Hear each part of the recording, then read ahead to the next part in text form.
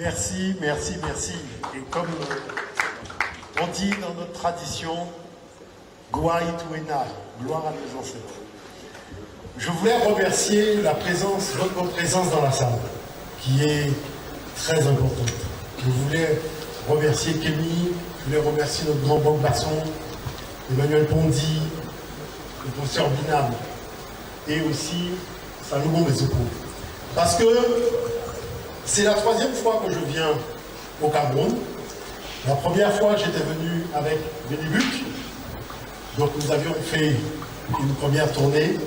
La deuxième fois, c'est le professeur Binam qui a fait un colloque au Cerdotola et qui a voulu que je sois parrain du colloque. Le thème de ce colloque, c'est « La culture africaine est-elle compatible avec la modernité ?» Vous savez, tout à l'heure, on a dit, pour savoir où tu vas, il faut au moins savoir d'où tu viens. Et à défaut de savoir d'où tu viens, il faut déjà se fixer le cap. Moi, je vais vous dire une chose qu'il faut quand même se dire entre nous, la grande famille. Je suis allé à Washington faire un test ADN de manière à savoir d'où je viens. Parce que j'avais une affection particulière pour ma grand-mère et le résultat du test qui m'a été communiqué, on a invité le laboratoire en Guadeloupe, c'est que je suis camerounais.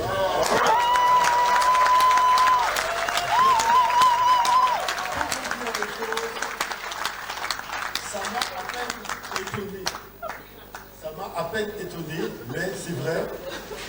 L'ADN a statué de façon très claire, donc je suis camerounais. Mais je tiens quand même à dire que je suis parti avec près d'une quarantaine de personnes. Et sur les 40 personnes, il y a au moins 15 personnes qui sont issues du Cameroun. Donc qui fait que ces gens qui sont aujourd'hui, nos frères et sœurs, qui sont au Guadeloupe, en Martinique, en Guyane et ailleurs, savent qu'ils sont Camerounais. Et beaucoup veulent rentrer à la maison. Alors on a commencé à parler avec le consul pour cette affaire de papier, de passeport. Certains ont déjà été dans leur famille, puisque dans l'Institut Anija que je dirige en Guadeloupe, certains sont partis à la rencontre de leur famille, ont rencontré, donc la grande famille ont été reçus ici, et il y a une part de l'héritage avec des responsabilités qui leur ont été confiées. Donc ça, c'est important de le dire. Vous savez, partir de chez moi, c'était difficile. Je tiens quand même à le dire, l'organisateur l'a vu, parce que la Guadeloupe et la Martinique sont à feu et à sac. Dans la mesure où la jeunesse est rentrée dans une révolte. Et vous savez que quand la jeunesse rentre dans la révolte, vous avez un jeu de jambes politiques qui vise à gagner du temps. Mais dans cette affaire, il y a une chose qui est importante. C'est que la lumière doit continuer à briller dans les cœurs. Le défaitisme ne doit pas l'emporter dans les consciences. Les solutions doivent être présentées aux jeunes générations. Ce n'est pas facile, ce que nous faisons. Nous nous exposons beaucoup. On a beaucoup de problèmes, on a beaucoup d'embûches. Des problèmes avec la justice, enfin bref. Mais toujours est-il que, dans le fond, voilà ce que je voudrais vous dire. On ne t'a pas dit, avant la période de la construction des pyramides, qu'il n'y a pas une chose qui arrive sans raison. C'est-à-dire que toute chose a une raison qui est à l'origine de la chose. Et il rajoute quelque chose d'important. Il dit, les succès ne sont pas le fruit du hasard, mais sont l'effet de lois. Donc ça veut dire que celui qui maîtrise les lois maîtrise beaucoup de choses. Ça veut dire quoi? Ça veut dire que nous sommes confrontés, dans notre monde panafricain, à des effets. Mais les effets ont des causes. Et que si on change les causes, on changera les effets. Voilà pourquoi, moi, j'ai décidé de m'attaquer à certaines causes. Et ces causes-là, c'est important. Puisque nous sommes réunis, moi, il y a des choses que je voudrais vous demander. Lorsque nous disons aux jeunes de monter au sommet de la montagne, il faut leur dire clairement quelle est la stratégie qui fera que nous serons demain leaders. Il faut leur expliquer. Parce que pour beaucoup de gens, c'est un grand saut dans le vide. Et j'ai montré, notamment quand j'ai fait le colloque mondial des mathématiques africaines en Guadeloupe, où j'ai invité beaucoup de spécialistes à venir discuter de ça. Entendre des chercheurs américains dire que lorsque vous avez votre ordinateur et que vous l'ouvrez, à ce moment-là, vous rentrez dans le cerveau africain. Et nous n'avons pas la conscience de cela. Nous ouvrons un ordinateur, nous rentrons dans le cerveau africain. Et il dit, M. Iglache, qu'ils ont cherché à travers le monde, mais quel peuple a cette logique de calcul mathématique et scientifique? Il a dit, on n'a pas trouvé, il n'y a que l'Afrique. Ce n'est pas une question d'être glorifié, c'est de comprendre simplement qu'il y a dans nos racines de quoi porter des arbres puissants. Mais il faut que le tronc fasse confiance à la racine. Donc c'est peut-être aussi notre vocation d'apprendre à toutes ces feuilles qui sont rattachées, à des branches qui sont rattachées au tronc, à faire confiance aux racines. Les racines, c'est important. J'étais à l'aéroport, je dis à un monsieur que nous ne sommes que bonté. Et le monsieur il me répond qu'il n'y a que Dieu qui est bonté et que ce genre de choses ne peut être attribué qu'à lui. Je lui ai dit, monsieur, je ne sais pas de quelle congrégation que vous êtes, sur le plan d'une pensée extra-africaine, mais je vais vous rappeler des fondamentaux. Dans la tradition qui est celle de l'Égypte, le mot qui a été employé, c'est Sonou. Sonou, ça veut dire de la même essence que le Créateur. Donc toutes ces qualités sont nos qualités. Tous ces pouvoirs sont nos pouvoirs. Nous sommes la manifestation dans le monde matériel de l'existence d'une force transcendante dans le monde immatériel, mais qui a la vocation de nous rappeler une chose. Et voilà la chose fondamentale. Lorsque quelque chose n'a pas d'énergie, la chose ne peut pas fonctionner.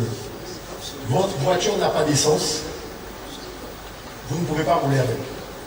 Votre téléphone portable n'a pas d'énergie, vous ne pouvez pas l'utiliser. Il faut comprendre que la pensée panafricaine a besoin d'énergie. Et c'est quoi l'énergie? La pensée positive, l'action positive, la parole positive et aussi le fait d'échanger entre nous. D'échanger entre nous. Oui, il y a eu la problématique de l'esclavage. Oui, il y a eu la problématique de la colonisation. Mais tout cela s'est passé dans le cadre de l'ouverture de routes commerciales. Et pourtant, ces routes étaient africaines autrefois. Il ne faut pas l'oublier. Mais nous avons tant d'atouts. Nous avons tant d'atouts qu'on n'a pas besoin de copier les autres. D'ailleurs, c'est les autres qui ont pris nos éléments de culture et nos éléments de savoir pour bâtir ces enseignements dans tous les domaines que vous avez aujourd'hui dans les universités et aussi dans le domaine de la recherche. Et ça, c'est important de ne pas l'oublier. C'est pour ça que je prends un point d'honneur à faire ces démonstrations. Mais il y a une chose que je sais et qui est importante.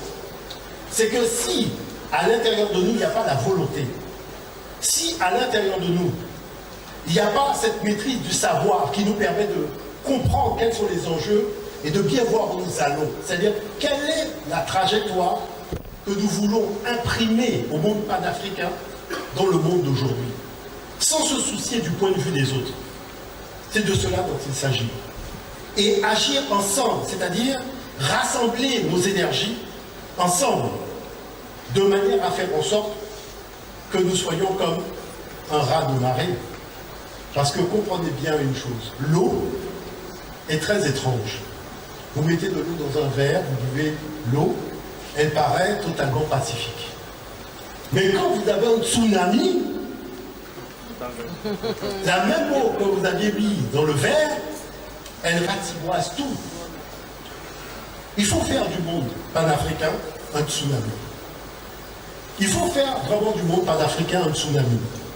Vous savez, depuis que j'ai quitté la Guadeloupe, j'arrive dans les aéroports, je rencontre des gens, je vois que, effectivement, il y a quelque chose qui a commencé à transcender les gens. Il y a quelque chose qui a changé. Vous savez, quand on fait les émissions, on ne se rend pas compte, vraiment. Mais de voir que tous ces corps de métier qui viennent systématiquement vers moi me demander un selfie, je me dis que c'est l'Afrique qui gagne. Parce que la gloire n'est pas en Guinée. La gloire, elle est à l'Afrique. C'est ça l'enjeu. La gloire, elle est à l'Afrique. Mais il faut comprendre les choses. Lorsque les Bambok parlent de tradition, lorsqu'ils parlent des textes sacrés, ces textes sont scientifiques. Normalement, on aurait dû appuyer la recherche scientifique sur ces textes-là. On a un patrimoine extraordinaire, mais parce que l'Occident a cloisonné, vous voulez cloisonner aussi. Dans la tradition africaine, c'est ça, c'est ça, c'est ça, mais en même temps, c'est ça, c'est aussi ça et ça. C'est-à-dire que c'est des mathématiques, c'est de la poésie, c'est de la science, c'est de la théologie, c'est de l'énergie, c'est la connexion entre le monde visible et le monde invisible. C'est tout cela là. Il ne faut pas que nous soyons comme les Occidentaux, à croire qu'on peut cloisonner. C'est ça qui a été notre force. Notre puissance, c'est d'asseoir une théologie sur la science. Je vais vous donner un exemple. Vous avez un texte qui est au demeurant incompréhensible. On vous dit que dans la création de l'univers, il y avait les 4 éléments. 2 sont arrivés en premier, l'eau et l'air, chou et teflout. Voyez-vous? Et lorsqu'ils ont fini leur mission, arrivait le temps de la transmission à Gem, qui représente la terre, et Nit, qui représente le ciel. Mais le texte vous dit une chose qui est au-delà du réel. Le texte vous dit que Gem, il était impatient et en a profité pour voler les insignes de la royauté à son père Chou. Et quand il a volé les insignes de la royauté, il a porté ces insignes jusqu'à mettre l'Uréus sur son front. Et voilà que, quand il pose l'Uréus sur son front, l'Uréus s'est enflammé. L'Uréus s'est enflammé à tel point que ça a commencé à brûler ses cheveux, donc ses tresses, a commencé à brûler son visage. Et voyant que le résultat serait catastrophique, Gem, se met à implorer Ré de venir à son secours. Ré qu'il a vu voler les insignes de la royauté, mais qui comprend que les enjeux sont graves parce qu'il s'agit de la formation de l'univers, décide de venir à son secours, règle la situation, et finalement, Gem monte sur le trône et il devient roi à son tour. Vous allez vous demander, mais ce texte-là, mais c'est quoi? Parce que je me suis posé la question. Vous voyez, c'est pour ça que je l'ai mis dans le tome 4. En fait, il s'est passé une chose, c'est que la Terre, au moment de sa formation, a anticipé sur le temps. Et comme il y avait de la poussière cosmique en train de tournoyer, cette poussière cosmique a créé un magma énergétique atomique qui n'était plus contrôlable. Et donc, au cœur de cet organisme tellurique en formation, l'énergie a commencé à monter à une telle température que ça a pris feu. Et la Terre allait exploser. Et c'est parce que, dans cette théologie, Ré avait dit à Chou, son premier fils, je vais te léguer le trône car je dois me mettre au centre de l'univers. Et vous savez que notre univers a pour centre le soleil et que c'est les amas cosmiques qui ont été attirés par l'attraction solaire et qui se sont mis à tournoyer autour et qui ont fait que nous avons l'univers stellaire que nous avons. Effectivement, la Terre s'est formée beaucoup trop tôt, le noyau s'est enflammé et c'est la force d'attraction du soleil qui avait attiré ce magma d'étoiles, qui a pu réguler la pression qui commençait à monter et ramener les choses à la température normale. savez que les Occidentaux, ils parlent du temps de Planck, ils ne comprennent pas ce qui s'est passé juste après le Big Bang. La tradition africaine ne parle que de ça. Maintenant, pourquoi je le dis? Parce que Gbagbo a raison. Bâtissons notre économie sur les théories scientifiques, philosophiques, littéraires, voyez, mathématiques de nos ancêtres. Bâtissons notre monnaie sur le même schéma. Bâtissons la formation. Nous avons une formation par classe de 7 ans. Bâtissons tout cela, sortons du schéma occidental. Et vous allez voir naître dans le cœur et dans les cerveaux de toute cette jeunesse panafricaine la puissance. Parce que je vais vous dire une chose. Si nous ne manifestons pas notre volonté de puissance, c'est que nous ne sommes pas prêts à relever les défis de demain. Il faut commencer déjà par cette volonté de puissance et cette capacité à établir des transactions entre nous. Et c'est là que vous verrez, avec une explication claire et nette des lendemains. Qu'est-ce que ça veut dire l'explication claire et nette des lendemains? Qu'est-ce que sera l'enseignement lorsqu'on sera déconnecté de la tutelle occidentale et quels résultats nous allons obtenir? Des expériences ont déjà été menées, on sait. Quel va être le résultat quand on va enlever le franc CFA? Nous allons fonctionner sur une monnaie qui va être sécurisée comment? C'est-à-dire préparons les lendemains, expliquons à cette jeunesse qu'il y a un lendemain, qu'elle doit prendre part à ce lendemain, mais ce lendemain, c'est un lever de soleil. Voilà mes très chers. Je vous remercie.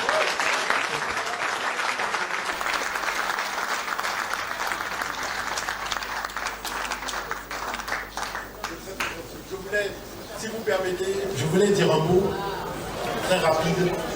C'est que c'est vrai, comme dit Kevin, comme quand le combat n'est pas fini, on a du mal à recevoir les prix parce qu'on sait qu'il y a beaucoup de terre encore dont il va falloir s'occuper, beaucoup de cerveaux qu'il va falloir encore ramener à la maison. Mais c'est vrai que les frères et sœurs qui sont en lutte, qui font des barrages là-bas, ils m'ont dit au bout de des reviens avec cela, parce que ça va nous donner une énergie transcendante. Reviens avec ça. Donc, c'est surtout pour eux. Vous voyez, c'est vraiment surtout pour notre peuple, cette jeunesse qui attend des lendemains meilleurs. Moi, je me suis orienté vers la géothermie et l'hydrogène, parce que ce sont, le Cameroun, par exemple, avec les volcans, vous avez un spécialiste des volcans, donc Basson. Nous, on a un volcan Guadeloupe qui nous donne une électricité par géothermie d'une qualité qui dépasse l'entendement. Et non seulement c'est une énergie qui n'est pas polluante, mais qui ne va pas gêner d'éventuels contrats dans les COP 26 ou 25 que le Cameroun aurait signé, l'empêchant de pouvoir à son développement économique, car ayant été interdit d'émettre du carbone. Moi, je vous dis que la géothermie n'émet pas de carbone, et que nous pouvons vous construire une usine clé en main. Parce que nous avons découvert que beaucoup de frères et sœurs construisent des usines à travers le monde, et il est temps qu'ils viennent sur le continent. Nous avons des experts en géothermie, donc en Guadeloupe, qui peuvent tout simplement faire cette expertise, mais il faut le faire aussi avec ceux qui connaissent la relation avec la Terre. Pourquoi je dis la relation avec la Terre? Il ne s'agit pas de faire sans lui demander. Et il ne s'agit pas de faire sans lui expliquer ce qu'on va faire. Parce que c'est ça qui fait que nous sommes africains. C'est-à-dire que nous sommes reliés au vivant et à tout le vivant. Et nous considérons que la terre-mère est aussi vivante. Et on n'implante pas d'usine sans lui demander, sans lui expliquer. Et avec cela, on a la possibilité de faire de l'hydrogène. C'est quoi l'hydrogène? L'hydrogène permet de faire de l'électricité. Et cette électricité permet d'avoir une voiture avec des batteries à hydrogène qui fonctionnent, je dirais, avec une très grande facilité, ce qui nous fait sortir de l'enjeu du pétrole et des énergies fossiles et qui crée tous ces dérèglements, aussi entre nations. Et au niveau de l'Afrique, vous savez que les barrages hydroélectriques créent beaucoup de conflits entre nations. Le fait d'opter pour la géothermie, eh ben, il n'y a plus de barrages, il n'y a plus de conflits. et chacun a son électricité à la maison. Et ce qui permet à la nation de se relever très vite. Il faut une année pour concevoir une usine. Moi, c'est le défi que je veux vous lancer, c'est construisons l'énergie qui fera que demain, les Camerounais seront autonomes en termes d'énergie et productifs en termes d'idées. Et nous allons décliner ça un peu partout, donc à travers l'Afrique. Voilà mes très chers.